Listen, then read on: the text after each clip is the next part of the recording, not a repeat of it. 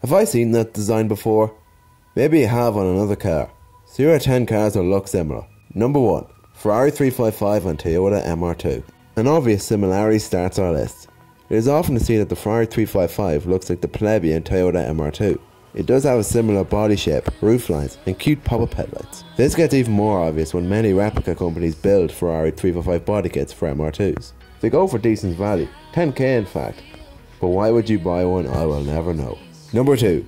BMW 8 Series and 3rd Gen Toyota Supra. Oh man, I love the 8 Series, but I also like the 3rd Gen Supra. People have noticed some very similar features in these two cars. The swooping front end, headlight layout, long taillights is just too convincing. You almost think that they were copying one another.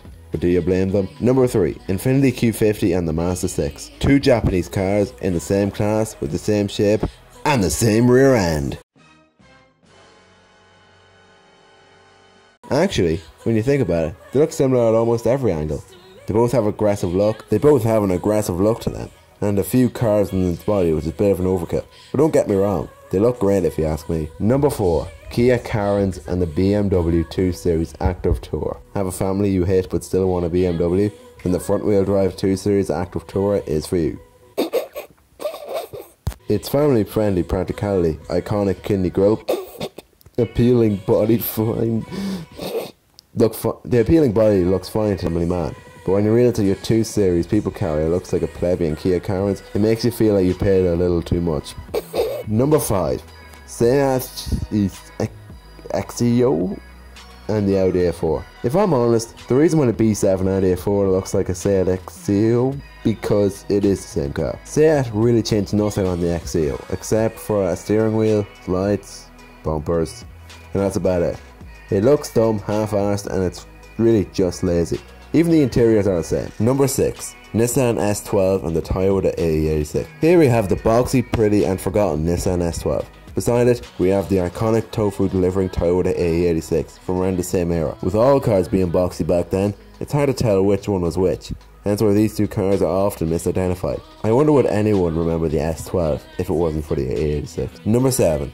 Kia Amanti and the Jaguar S-Type. I wonder what went through the minds of the Kia engineers when they said, let's make our car as ugly as hell by basing it off something ugly. The source of this ugliness was the Jaguar S-Type, a horrible car made worse. But look on the plus side though, at least Kia and Jaguar have come a long way since them tragedies. Number 8. Jaguar XK and the Aston Martin DB9. Want to be bonded on a budget even though we didn't drive an XK? People often criticise Jaguar for making the XK look like an Aston Martin DB9. But there was a good reason for that. They were designed by the same person, kind of similar to this list probably, I just didn't bother checking. And yep, your little query has just been answered. But truth be told, so what? That your Jaguar looks like an Aston Martin. It still looks great if you ask me, maybe even better. Number 9, Honda Insight and the Toyota Prius. Hybrid honeys sharing looks. That was awful. Honda had gained some design cues from Toyota, as the rear of the 2nd Gen Insight looks similar to the back end of an old Prius. Both models featured a large flared hatchback, partly covered with blacked out glass to make the car look space-like. Sadly, the Insight would die in 2014, as the Prius would get an ugly new model. Great. Finally, number 10.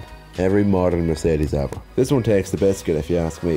In 2013 we saw the appealing Mercedes S-Class, then we saw a similar C-Class, and then the identical E-Class. It's clear that Mercedes loved the design of the S-Class so much that they made their entire lineup look like it.